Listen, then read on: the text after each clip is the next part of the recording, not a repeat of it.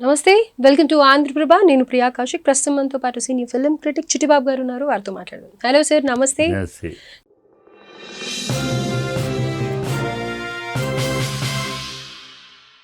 Sir, so KTR, KCR, కవిత ఈ triangle story అసలు ఏం జరుగుతోంది అనేది ప్రేక్షకుల్లో కూడా చాలా ఉత్కంఠంగా ఎదురు చూస్తున్నారు. ఎందుకంటే ఇప్పుడు ఆల్ ఆఫ్ ది సడన్ మనం ఈ ఇంటర్వ్యూ చేస్తున్న టైంకి ఆవిడ కొత్త పార్టీ స్టార్ట్ చేయబోతున్నారు అన్న న్యూస్ వస్తోంది.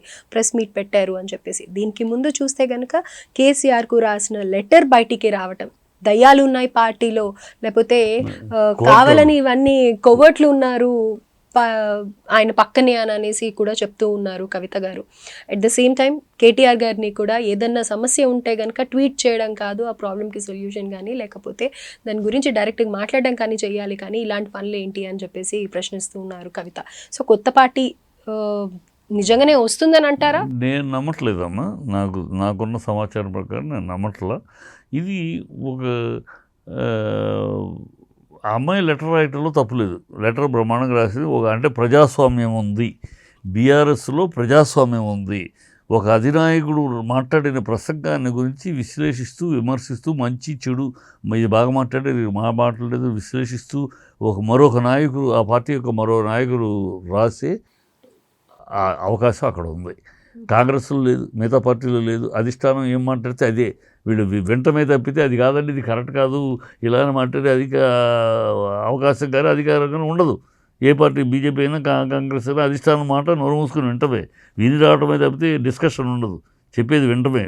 ఇక్కడ చెప్పేది వింటం కాకుండా విశ్లేషణ చెప్పే ప్రజాస్వామ్యం ఉంది. Hats off. ఇక్కడ అసలు ఎందుకు నా వ్యూహం, నా యొక్క ఆలోచన, పర్సనల్ రాజకీయం పార్టీ పెట్టదు. ఆ అమ్మాయి పార్టీ పెట్టి కాడ నుంచి, అరెస్ట్ అయిన తర్వాత కాడ నుంచి పార్టీలో ఏమైపోతుంది, కేటీఆర్ హరీష్ రావు, కవిత అనేది అండర్ గ్రౌండ్కి వెళ్తాను. కవిత పేరు ప్రజల్లో, కేసీఆర్ అధ్యక్షుడు, కేటీఆర్ గతంలో ఏముంది, కేటీఆర్, హరీష్ రావు, కవిత ఉన్నాయి. ఆ కవితది డిమినిష్ అవుతుంది. So I am one of the pillar. I am not to be ignored.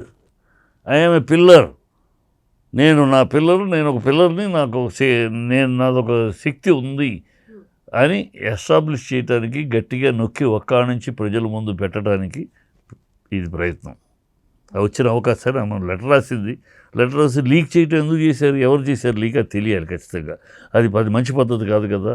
ఒక పార్టీలో ఒక అధిష్టానానికి, అధినాయకుడికి మరొక నాయకురాలు లెటర్ రాస్తే ఆ లెటర్ వాళ్ళిద్దరి మధ్య ఉండాలి.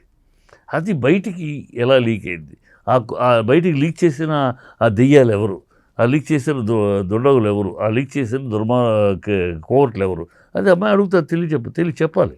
అయితే బీఆర్ఎస్ని బీజేపీలోకి విలీనం చేస్తారు అని అవన్నీ వచ్చి ఒట్టి మాటలమ్మా. అంటే ఈ అమ్మాయి బీఆర్ఎస్ తిట్టలేదు కనుక ప్రజల్లో ఉంది. ప్రజల్లో బీఆర్ఎస్ తోటి విలీనం, బీఆర్ఎస్ కనుక బీజేపీ తోటి విలీనం అయితే పుట్టగతులు ఉండవు, బీఆర్ఎస్కి పుట్టగతులు ఉండవు. మళ్ళీ అసలు జీరోకి వెళ్ళిపోద్దాం. ఎందుకంటే ప్రజల్లో టీఆర్ఎస్ వాడు ఓడవచ్చు.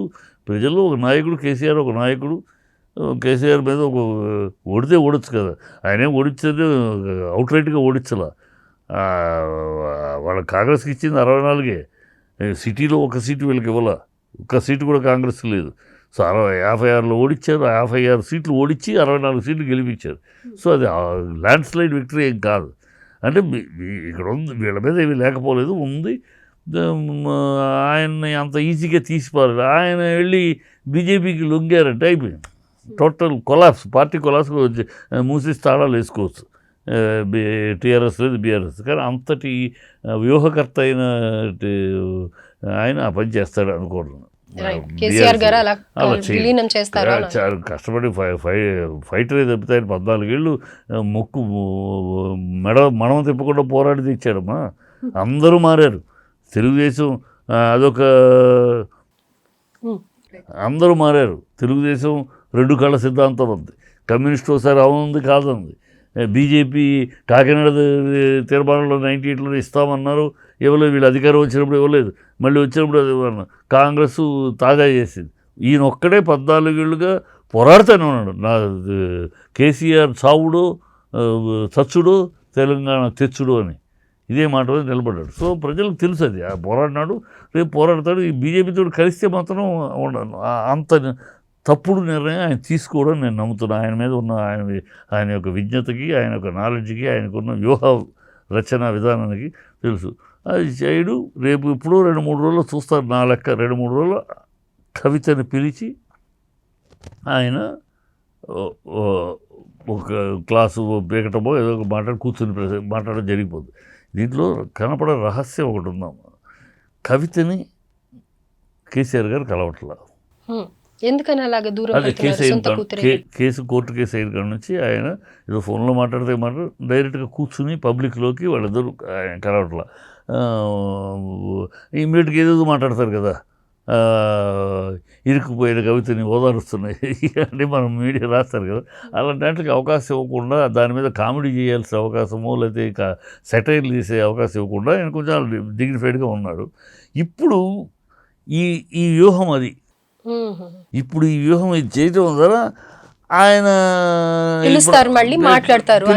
ప్రజలు ఏమంటానికి లేదు కదా, ప్రజలు సెటైర్లు వేయటానికి లేదు, కాంగ్రెస్ వాళ్ళు సెటైర్లు వేయటానికి లేదు. ఇప్పుడు ఆటోమేటిక్గా జరిగింది కనుక ఆయన పిలిచి తప్పు జరిగింది, పార్టీలో వెళ్ళింది, ఓకే అని మాట్లాడాడు. మాట్లాడక అధినాయకుడు అక్కడ పార్టీ నాయకుడు, పార్టీ నాయకురాలు, అధ్యక్షుడు మాట్లాడినట్టు అవుద్ది, తండ్రి కూతురు కాదు. ఇది ఒక వ్యూహమైన, నా జ్ఞానానికి ఆయన బట్టి అండర్స్టాండింగ్లో ఇది ఒక చక్కటి వ్యూహం. ఉన్న బ్యారికేడ్స్ తీసేయటానికి వ్యూహం అది. సో కొత్త పార్టీ అయితే రాదు కవిత తరఫు నుంచి. మరో షర్మిల అవుతుందా అని అనేసి ప్రజల్లో కూడా కాంగ్రెస్ వాళ్ళు సంతోషం, మరో షర్మిల అవ్వాలని కాంగ్రెస్ వాళ్ళు సంతోషం ఎదురు చూస్తున్నారు, అది కానీ అవ్వదు. అవును. Thank you sir.